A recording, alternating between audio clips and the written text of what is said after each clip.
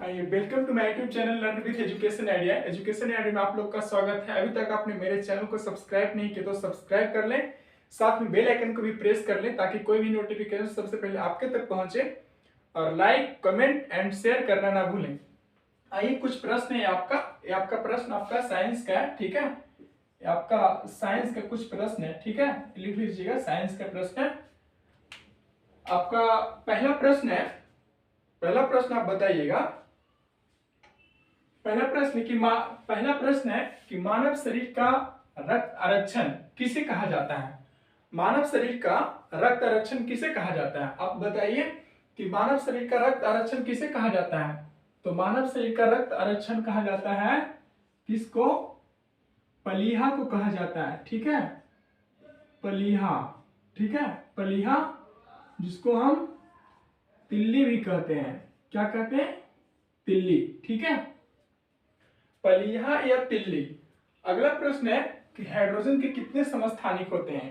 ये प्रश्न आपका आया हुआ प्रश्न है, ठीक है, बिहार एसआई में, कि हाइड्रोजन के कितने समस्थानिक होते हैं। तो हाइड्रोजन के 3 समस्थानिक होते हैं, 3, ठीक है। हाइड्रोजन के कितने समस्थानिक होते हैं? 3 होते हैं। 3 कौन कौन होते हैं ये आप लिख लीजिए, ठीक है।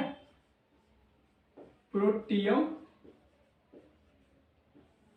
प्रोटियम, ड्यूटीरियम,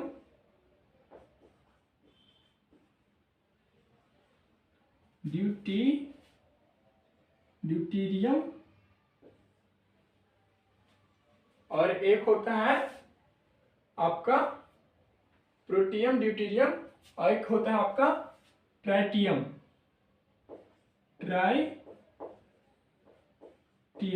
ठीक है। ये 3 आपके होते हैं, प्रोटियम, ड्यूटीरियम, ट्राइटियम।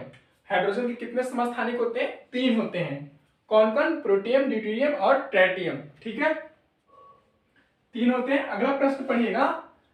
अगला प्रश्न आपका है कि अस्थियों यानी कि हड्डी के अध्ययन को क्या कहा जाता है। हड्डियों के हड्डी के अस्थि मतलब होता है हड्डी, ठीक है। हड्डियों के अध्ययन को क्या कहा जाता है? तो हड्डी के अध्ययन को क्या कहा जाता है, आप बताइए। हड्डी के अध्ययन को कहा जाता है, ये आपका इधर है, हड्डी के अध्ययन को कहा जाता है ऑस्टियोलॉजी, ठीक है। क्या कहा जाता है? इसको मिटा देते हैं थोड़ा सा ताकि आपको बढ़िया से दिखे। क्या कहा जाता है? ऑस्टियोलॉजी, ठीक है। ऑस्टियोलॉजी,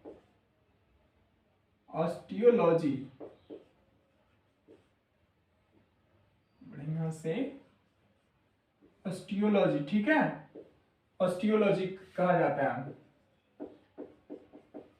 हड्डियों के अध्ययन को क्या कहा जाता है? ऑस्टियोलॉजी कहा जाता है, ठीक है। अगला प्रश्न है कि सर्वदाता रक्त समूह कौन सा है।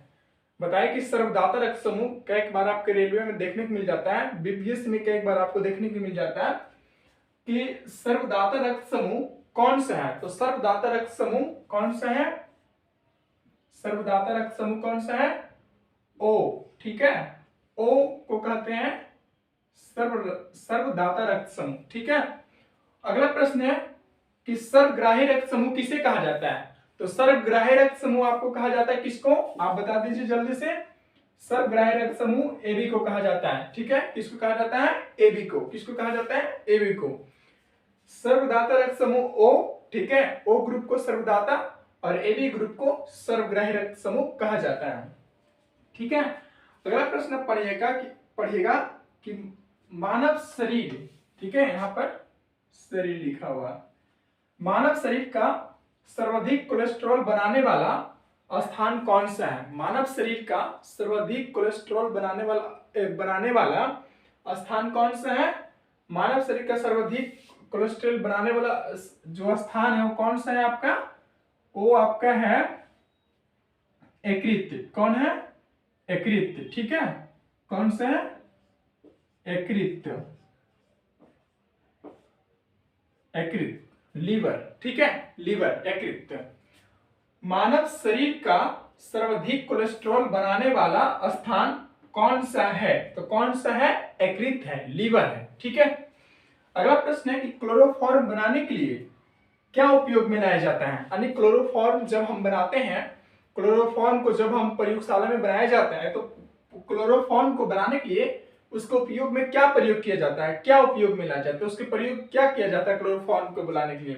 तो क्लोरोफॉर्म को बनाने के लिए आपका प्रयोग किया जाता है, उपयोग में लाया जाता है, क्या उपयोग में लाया जाता है आपका, तो उपयोग में लाया जाता है आपका क्या, उपयोग में लाया जाता है क्या, आप जानते हैं, इथिलीन लाया जाता है। ठीक है, इथिलीन, क्या लाया जाता है, इथिलीन। ठीक है, क्लोरोफॉर्म को बनाने के लिए, क्लोरोफॉर्म बनाने के लिए क्या उपयोग में लाया जाता है, इथिलीन लाया जाता है। क्लोरोफॉर्म को जब हम प्रयोगशाला में बनाते हैं तो उसके बनाने के लिए हम इथिलीन का प्रयोग करते हैं, तब क्लोरोफॉर्म जाके बनता है। आपको केमिस्ट्री में पढ़ने का है। ठीक है, किसके इलाज में केमोथेरेपी का उपयोग किया जाता है। देखिए प्रश्न काफी ज्यादा ही महत्वपूर्ण देखने में लग रहा है कि किसके इलाज में केमोथेरेपी का प्रयोग किया जाता है।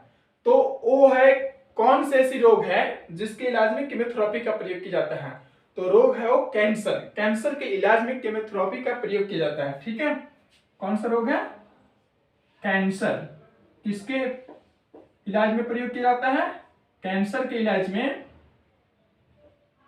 कैंसर के इलाज में केमोथेरेपी का प्रयोग किया जाता है। केमोथेरेपी का उपयोग किसके इलाज में किया जाता है, तो कैंसर के इलाज में किया जाता है। ठीक है, अगला प्रश्न है, अगला प्रश्न आप पढ़िएगा कि सूर्य के प्रकाश को संकेंद्रित यानी फोकस करने के लिए किसका उपयोग किया जाता है। सूर्य को जो प्रकाश है, सूर्य का जो प्रकाश है उसको हम फोकस करते हैं यानी संकेंद्रित करने के लिए कौन सा लेंस का उपयोग किया जाता है। आपको लेंस का नाम बताना है कि कौन सा लेंस का उपयोग किया जाता है। तो सूर्य के प्रकाश को संकेंद्रित यानी फोकस करने के लिए उत्तल लेंस का प्रयोग किया जाता है। कौन सा लेंस का प्रयोग किया जाता है, उत्तल लेंस का। ठीक है, यहां थोड़ा थोड़ा मिटा दे रहे हैं क्योंकि स्पेस कम है। ठीक है, कौन सा लेंस का प्रयोग किया जाता है, उत्तल लेंस। ठीक है, उत्तल, उत्तल लेंस। ठीक है, कौन सा लेंस का प्रयोग किया जाता है, उत्तल लेंस का प्रयोग किया जाता है।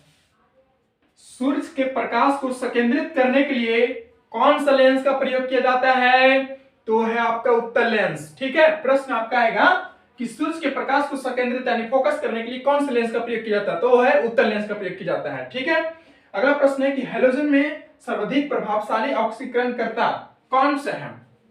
हैलोजन में सर्वाधिक प्रभावशाली ऑक्सीकरण करता कौन सा है, तो हैलोजन में सर्वाधिक प्रभावशाली करणकर्ता कौन सा, सबसे अधिक प्रभावशाली जो तत्व है, एलिमेंट्स है, वो आपका है फ्लोरीन। कौन सा है, फ्लोरीन। ठीक है, फ्लोरीन जो है वो आपका हैलोजन में सर्वाधिक प्रभावशाली होता है, सर्वाधिक प्रभावशाली ऑक्सीकरण करता है हैलोजन में। ठीक है, वो कौन सा एलिमेंट्स है, फ्लोरीन है। ठीक है, फ्लोरीन। अगला प्रश्न आपका है कि मिनी माता रोग किसके सेवन से होता है या फिर किसके विषाक्त से होता है। मिनी माता रोग जो है, मिनी माता रोग, मिनी माता एक सबसे भयानक रोग है। ठीक है, जिससे इंसान मर जाता है यदि ये रोग हो जाता है। तो मिनी माता रोग किसके सेवन यानी किसके विषाक्त से होता है, किसके ज्यादा मतलब कि शरीर में हो जाने से मिनी माता रोग हो जाता है, किसका सेवन करने से, सबसे शरीर में किसका सबसे ज्यादा सेवन करने से मिनी माता रोग हो जाता है। तो मिनी माता रोग जो होता है एक भयानक बीमारी है मिनी माता। ये सबसे अधिक सेवन करने से, पारा का सेवन करने से, पारा युक्त जल। ठीक है, पारा, पारा युक्त जल। ठीक है, पारा युक्त जल। ठीक है, या फिर पारा को मरकरी लिख सकते हैं। ठीक है, मिनी माता रोग, मिनी माता एक भयानक रोग किसके विषाक्त सेवन करने से होता है, तो आपका पारायुक्त जल को पीने से आपको मिनी माता जैसे भयानक रोग हो जाता है जिससे कि इंसान मर जाती है। ठीक है, इसलिए इसका उत्तर होगा पारा। ठीक है, पारा। ठीक है, पारा युक्त जल। ठीक है, अगला प्रश्न है कि रेडियोधर्मिता की खोज किसने किया था। तो रेडियोधर्मिता की खोज किसने किया था, आप बताइए। रेडियोधर्मिता की खोज किसने किया था, रेडियोधर्मिता की खोज किया था किसने, हेनरी बेक्यूरेल ने। किसने किया था, हेनरी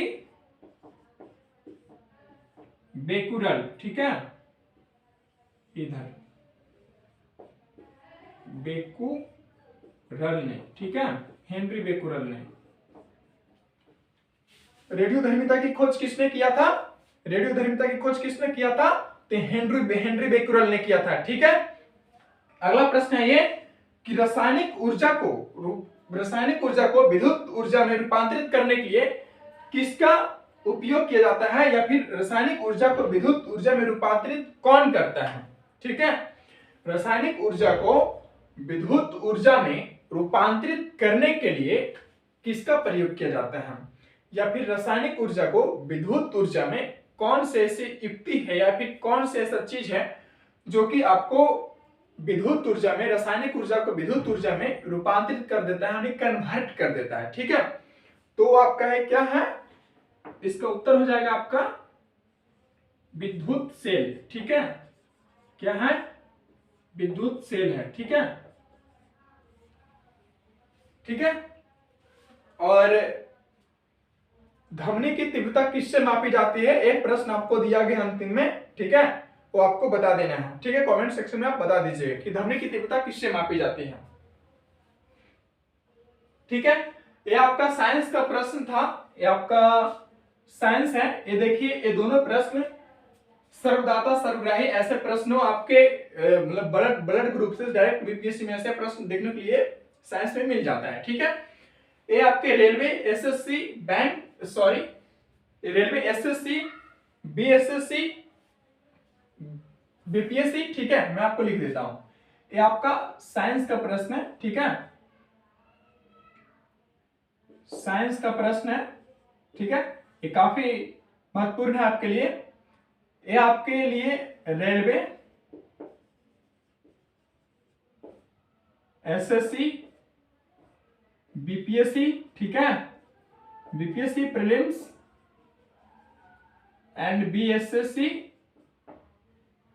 और आपका बिहार एसआई, ठीक है, बिहार एसआई यानी कि दरोगा,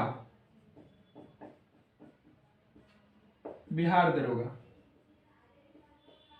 ऐसे सभी एग्जाम्स के लिए आपके लिए काफी हेल्पफुल साबित होगा, ठीक है। एक बार आइए प्रश्नों को हम रिपीट कर देते हैं आपके लिए, ठीक है। मानव शरीर का रक्त समूह, मानव शरीर का रक्त आरक्षण किसे कहा जाता है? तो मानव शरीर का रक्त आरक्षण किसे कहा जाता है? प्लीहा को कहा जाता है, ठीक है। अगला प्रश्न है कि हाइड्रोजन के कितने समस्थानिक होते हैं? तो हाइड्रोजन के आपके कितने समस्थानिक होते हैं? 3 समस्थानिक होते हैं, याद रखना है आपको, 3 होते हैं। कौन कौन? प्रोटियम, ड्यूटीरियम और ट्राइटियम, ठीक है। अगला प्रश्न है कि अस्थियों यानी कि हड्डियों के अध्ययन को क्या कहा जाता है? तो हड्डियों के अध्ययन को ऑस्टियोलॉजी कहा जाता है, ठीक है। अगला प्रश्न है कि सर्वदाता रक्त समूह कौन सा है? तो सर्वदाता रक्त समूह आपका कौन सा है? सर्वदाता ब्लड ग्रुप कौन सा है? आपका ओ है, ठीक है। सर्वग्राही रक्त समूह कौन सा है? सर्वग्राही रक्त समूह आपका एबी है, ठीक है। मानव शरीर का सर्वाधिक कोलेस्ट्रॉल बनाने वाला स्थान, यानी कि मानव जो शरीर है, ये आपका जो शरीर है, यानी कि मेरा शरीर या आपका शरीर, जो अब मानव शरीर जो है, ये शरीर जो है, इसमें कोलेस्ट्रॉल, सर्वाधिक मात्रा में कोलेस्ट्रॉल कहां बनता है? तो कहां बनता है? आपका यकृत में बनता है, ठीक है, लीवर में बनता है। अगला प्रश्न है कि क्लोरोफॉर्म बनाने के लिए क्या उपयोग में लाया जाता है? तो क्लोरोफॉर्म के निर्माण में जो प्रयोग किया जाता है वो आपका एथिलीन है। क्या है? एथिलीन है, ठीक है।